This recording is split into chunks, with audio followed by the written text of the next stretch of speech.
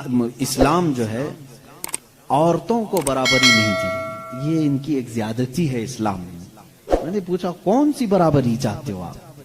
کون سی برابری؟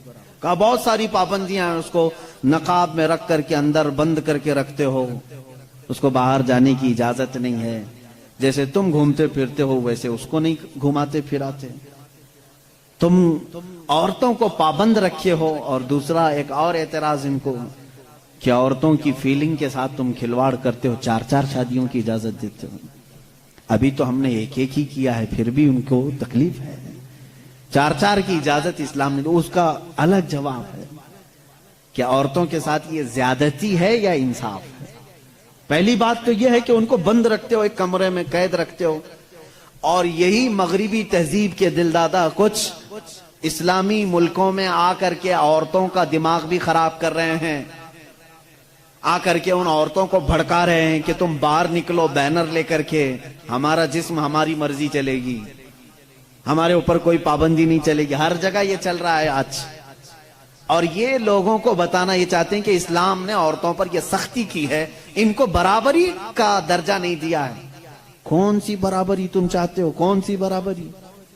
یہ صرف جسم کے خواہش مند لوگ عورت کو یہ سمجھتے ہیں کہ یہ ناچنے والی چیز ہے، عورت کو یہ سمجھتے ہیں کہ یہ صرف ہمارے کھانے والی چیز ہے، اس کے ساتھ کھیلنے والی چیز ہے، تم اس کو برابری سمجھ رہے ہو۔ میں کہتا ہوں ان ماؤں اور بہنوں سے، تم ان کی برابری کو پسند کرتے ہو یا پھر اسلام نے جو تمہیں برابری دی ہے وہ کیا ہے؟ آؤ رسول کریم صلی اللہ علیہ وسلم کے فرامین تو سنو۔ میرے آقا نے فرمایا جس نے ایک بیٹی کی پرورش کی اور اس کو شادی کر کے دیا، اس کو قیامت کے دن جنت میں لے جانا میرا ذمہ ہے، میری شفاعت اس پر واجب ہے۔ حضور اکرم صلی اللہ علیہ وسلم نے فرمایا بیٹی کے لیے جس عرب نے دفنایا تھا اس جگہ میرے آقا نے اعلان کیا۔ تم کہتے ہو اسلام ان کے اوپر سختیاں کرتا ہے۔ یونان جو اس وقت کا بہت سپر پاور رہا ہے، عورتوں کے حق میں وہ لوگوں کا کیا خیال تھا؟ آج بھی پوچھ کر کے بتائیں مجھ کو۔ وہ کہتے تھے کہ عورت جو ہے سب کے ساتھ جینے والی مخلوق نہیں، اسے 5 زنجیریں پہناتے تھے، 2 ہاتھ میں، 2 پیروں میں، گلے میں۔ اس کی نشانیاں آج بھی عورتوں کے پاس باقی ہیں، لیکن شکل بدل گئی ہے۔ دونوں ہاتھ میں چوڑیاں ہیں، دونوں پیروں میں پائل ہیں، اور گلے میں نیکلیس بھی ہے نا۔ وہ 5 زنجیریں پہنا کر بازار میں لاتے تھے عورت کو۔ یہ یونان اس وقت کا ترقی یافتہ ملک، ان کی کتابیں مشہور تھی، اور اسلام نے ان 5 زنجیروں کو کاٹ کر کے زیور بنایا ہے، اور تم کہتے ہو اسلام نے عورتوں کو بند کر کے رکھا ہے۔ یہودی کیا کرتے تھے ان عورتوں کے ساتھ؟ اگر یہ ایام حیض میں ہوتی، یہ فطرت ہے نا عورت کی، ہر مہینے وہ ناپاک ہوتی، اللہ تعالیٰ کی طرف سے ان کے لیے جسمانی ساخت ایسی بنائی گئی ہے کہ ہر مہینے ان کے جسم سے فاسد خون کا مادہ نکل جاتا ہے۔ ان ایام میں وہ چھوت اچھوت والے معاملات عورتوں کے ساتھ کرتے، جہاں ان کے گھوڑے بندھے تھے، ان کے بیل اور بکریاں باندھی جاتی تھی، وہیں عورتوں کو بھی رکھا جاتا تھا جب تک وہ عورتیں پاک نہیں ہوتی تھی۔ یہودی یہ کرتے تھے، مکہ میں بھی، مدینے میں، اور عرب کے جو یہودی تھی یہی کرتے تھے۔ آج بھی یہودیوں کے ہاں کچھ جو آرتھوڈاکس ہیں، پرانے خیالات کے ہیں، وہ اسی طرح کے معاملات کرتے ہیں۔ وہ عورتوں کو چھوتے تک نہیں ان ایام میں، وہ سمجھتے ہیں کہ اتنی ناپاک ہے کہ چھو لوں تو اپشگن ہو جائے گا، اور یہ کہتے ہیں کہ عورتوں کو اسلام نے برابری نہیں دی۔ رسول کریم صلی اللہ تعالی علیہ وسلم نے پھر اپنی امت کو یہ حکم دیا کہ انسانی فطرت کے اعتبار سے عورت کو اللہ نے یہ چیز دی ہے، اگر یہ اسے ہر مہینے آتی ہے تو صرف نماز، روزہ اور قرآن کی تلاوت یہ اس کے لیے منع ہے، باقی یہ تمہارے ساتھ اٹھ سکتی ہے، بیٹھ سکتی ہے، مل سکتی ہے، ایک ساتھ رہ سکتی ہے، ایک برتن میں کھا سکتی ہے، ایک گلاس میں پی سکتی ہے۔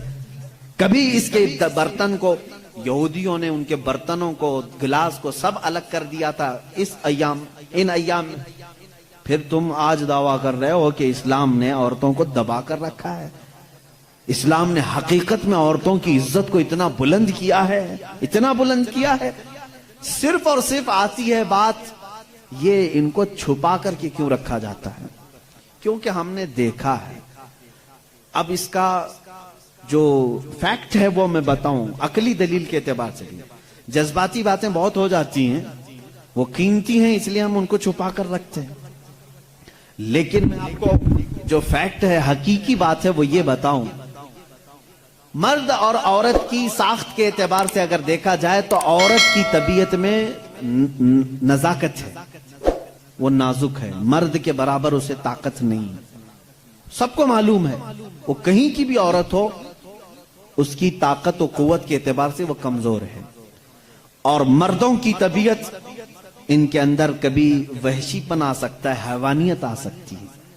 جب اس کی خواہشات عروج پر ہوتی ہیں تو سب سے پہلا اٹیک مرد اگر کسی پر کرتا ہے تو وہ عورت پر کرتا ہے.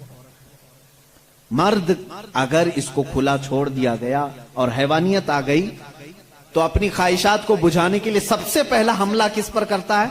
عورت پر کرتا ہے. اس کی زندہ مثالیں آج ہم دیکھ رہے ہیں. جہاں کسی تنہا عورت کو 4 گنڈوں نے پا لیا تو اس کے ساتھ کیا کرتے ہیں؟ کتے بھی اس طرح سے نہیں کرتے جس طرح سے یہ کر جاتے ہیں.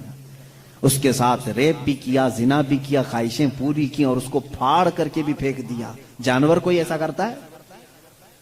جانور بھی اس طرح سے نہیں کرتا.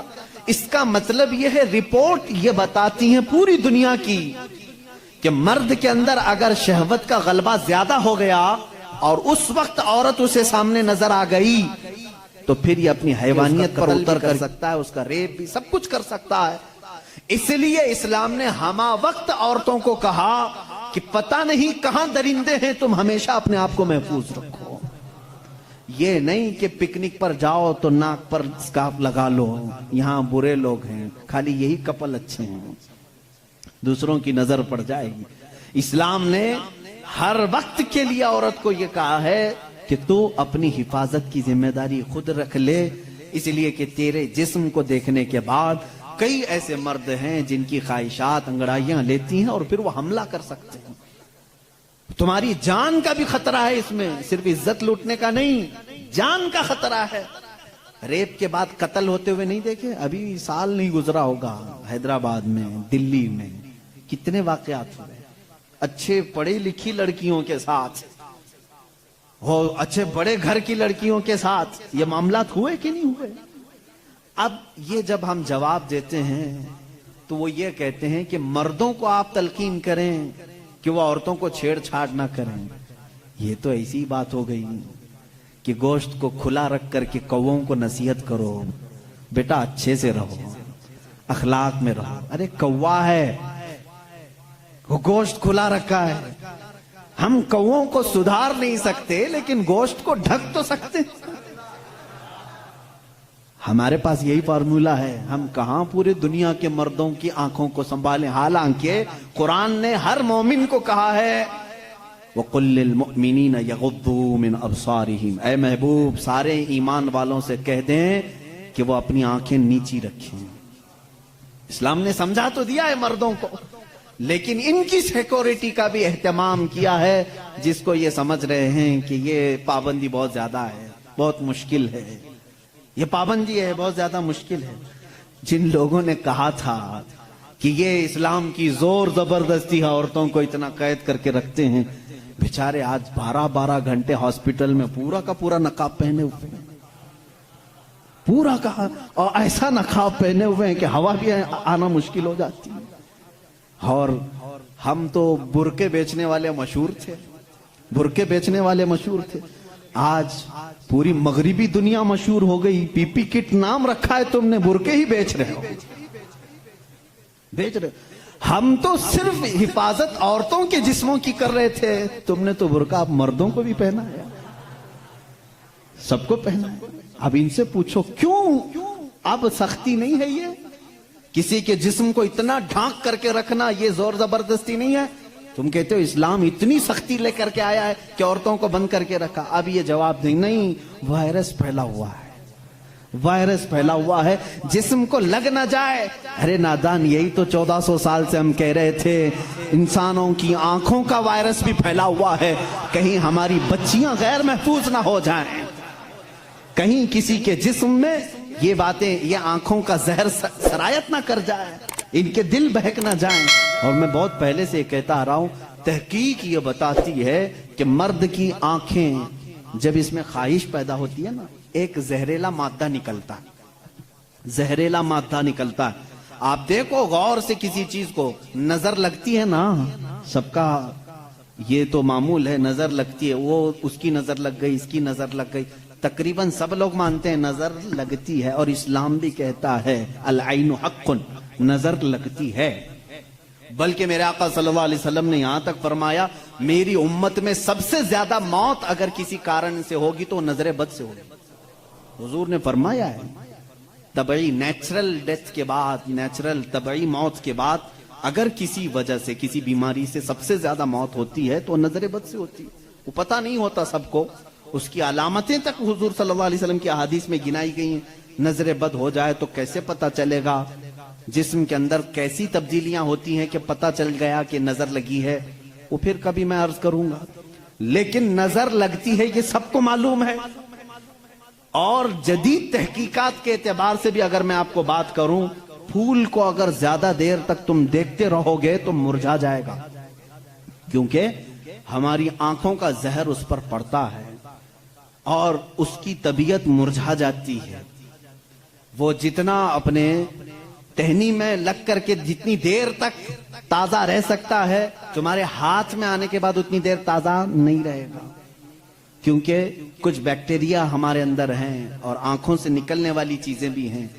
اسی طرح سے عورتوں کا جسم اتنا نرم ہے اور نازک ہے کہ باہر کے زہریلے مادے ان کے جسم پر پہلے اثر کرتے ہیں، مردوں کے جسموں پر کم، لیکن عورتوں کے جسموں پر زیادہ اثر کرتے ہیں۔